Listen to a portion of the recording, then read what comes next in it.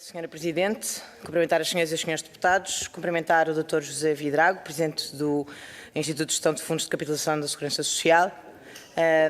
agradecer-lhe a presença aqui. Nós, o PSD, desde sempre tem tentado que este tratamento do Fundo de Estabilização Financeira da Segurança Social seja o mais transparente possível. Entendemos que é absolutamente fundamental que cada português perceba, em primeiro lugar, o que é o Fundo de Estabilização Financeira da Segurança Social, a noção da importância desta almofada financeira para a Segurança Social, não apenas naquilo que o consagrou, e como imagina para nós, ele fez 20 anos em 2019, e para o PSD que esteve na sua criação, de facto o Fundo de Estabilização Financeira da Segurança Social é um instrumento no qual temos o maior orgulho, creio que todos como portugueses, mas que temos também, entendemos nós, uma responsabilidade acrescida na forma como o fiscalizamos, por um lado. Por outro lado, naturalmente, a forma como percebemos o que é que vai acontecendo do ponto de vista da sua gestão e daí também estar aqui hoje connosco para nos poder elucidar sobre isso. Depois, entendemos também que decorre da própria Lei de Bases da Segurança Social a forma como nós devemos ir entendendo o Fundo de Estabilização Financeira de Segurança Social e a estabilidade desta almofada e aproveito também depois para lhe deixar essa pergunta, queria que nos falasse sobre isso, da ideia de que é preciso, para considerarmos que há uma estabilidade, o ideal seria, segundo a própria lei, que representasse 2 anos para o caso de, em última análise, não haver capacidade de pagar aquilo que são as responsabilidades do sistema previdencial. É verdade que durante um conjunto de anos, já desde a crise de 2009, não houve lugar a transferências, porque houve transferências do Orçamento de Estado e, portanto, não puderam ser feitas as transferências de reforço que a lei também define. Todos compreendemos isso e é exatamente por compreendermos essa volatilidade que tem que ver com condições que nenhum governo controla, porque muitas vezes também dependem de questões externas que nos obrigam a ter de estar preparados e, por isso, a almofada financeira é importante. Temos que estar preparados para fazer face a crises a que não conseguimos antecipar e que precisamos de poder responder e não podemos deixar, obviamente, sem essa segurança, as pessoas que estão a receber do sistema previdencial. E neste caso específico, nós pedimos esta audição e ouviremos a seguir o responsável pelo Fundo Nacional de Reabilitação do Edificado, porque, como sabe, no âmbito, ou nesta mesma lógica de fiscalização e de compreensão da gestão que é feita do FEFES, precisamos de perceber que desde 2017 que consta do Orçamento de Estado uma transferência de 50 milhões para o Fundo Nacional de Reabilitação do Edificado. É certo que há questões relativas a isto que são colocadas na audição seguinte, mas aquilo que temos de perguntar a quem gera o FEFES é: está a almofada financeira tão segura assim para que possamos dispensar e de 50 milhões em 50 milhões, em 50 milhões, em 50 milhões, desde 2017, sobre o qual, devo dizer, volto a dizer que isto é para a audição seguinte, sobre o qual não temos nenhuma informação de execução, portanto não fazemos ideia o que é que está a ser feito esse dinheiro, mas naturalmente isso não lhe caberá assim responder. Aquilo que perguntamos é: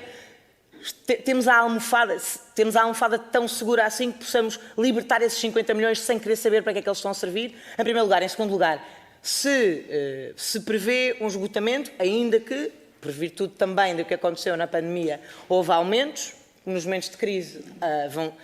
vão havendo decréscimos, mas a pergunta é: se ainda nem sequer, apesar dos aumentos, cumprimos os 2 anos de segurança que estão previstos na Lei de Bases, mais pergunto, podemos abdicar deste fundo, deste dinheiro que está a ser transferido para um fundo que agora estimamos que vai em 300 milhões, o que significa que no limite há cerca de 300 milhões que podiam estar no Fundo de Estabilização Financeira da Segurança Social e não estão? Gostava que nos pudesse responder isso, a menos que nos diga, afinal não, temos muito mais dinheiro do que aquilo que vos dissemos no último relatório de sustentabilidade da Segurança Social do Orçamento de Estado, então não tem nada que se preocupar, não precisamos desses 300 milhões. Obrigada. Cumprimentando novamente todos, eu fiquei agora na dúvida se a última pergunta era qual dos fundos é que ainda fazia sentido, o FEFES ou o Fundo Nacional de Reabilitação do Edificado, considerando, se põe em causa a necessidade do FEFES, temos então um problema muito maior aqui a discutir, mas foi, senhora deputada, foi o que a senhora deputada perguntou. Estamos a falar com o presidente do Instituto que gera o Fundo de Estabilização Financeira da Segurança Social. A senhora deputada termina a perguntar: este fundo ainda faz sentido? Bom, o que importa perceber é se este fundo ainda faz sentido. Espero, para bem de todos e da sociedade portuguesa, que não esteja a questionar o sentido do Fundo de Estabilização Financeira da Segurança Social, que, volto a dizer, nos é muito querido. Já também sobre aquilo que disse a senhora deputada do Partido Socialista, dizer apenas que esta ideia de estar sempre a ir buscar o que se perdeu entre 2002 e 2015, para quem tão ferozmente quis ficar com o poder depois de ter perdido as eleições em 2015, quando na realidade, quando todos sabemos quem entregou o país aos credores internacionais foi o Partido Socialista, portanto, por incompetência ou má-fé, não sei, não vou discutir, mas é um facto, portanto, não é discutível, é sempre uma forma muito interessante de desviar a verdadeira questão. E a verdadeira questão é qual é o retorno do investimento, uma vez que também nos disse aqui que investimento dos 50 milhões que estão previstos em todos os orçamentos de Estado desde 2017. E já agora, aproveitava também para perguntar, porque aqui o que a senhora deputada do Partido Socialista disse foi que estão lá 50 milhões, mas não é bem assim. Isto para as pessoas compreenderem, porque já agora também lhe pedia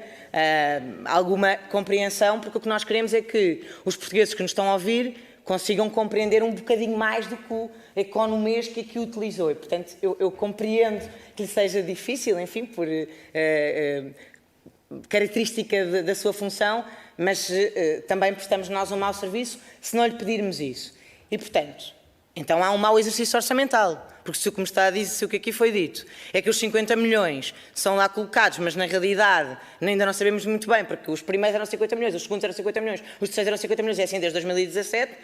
então a pergunta é, não deviam estar consignados 50 milhões ao Fundo Nacional de Redução do Edificado, porque afinal de contas não são 50 milhões que devem ser utilizados para o que quer que seja que faz efetivamente o Fundo Nacional de Redução do Edificado, que aqui nos disse que dentro dessa lógica de investimento foram usados 7 milhões.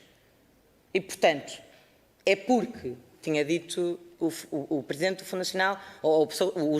a Fundestam, responsável pelo Fundo Nacional de Redução do Edificado, tinha havido um atraso, como também aqui disse, e que, portanto,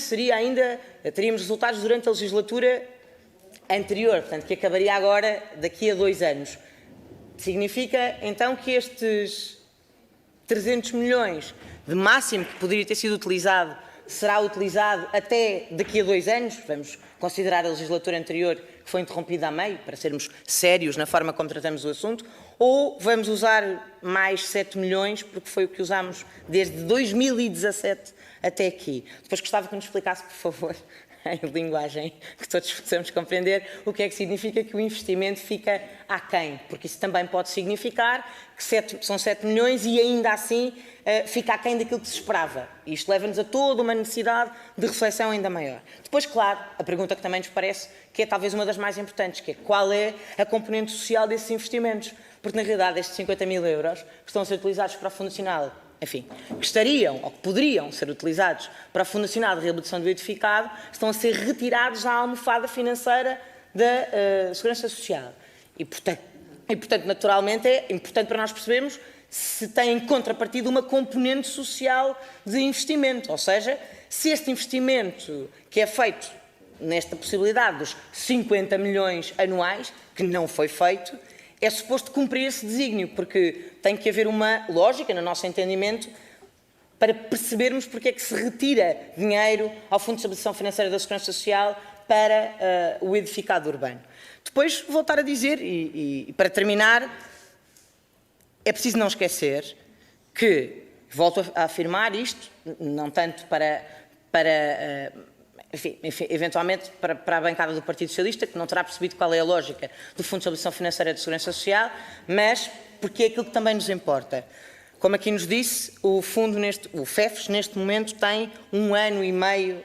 responderia a 1 ano e meio no caso de não haver receitas do sistema previdencial, que pudesse responder às necessidades. Devia ter 2 anos, segundo a lei de bases, eventualmente caminhar-se-ia para aí, mas nós não conseguimos perceber como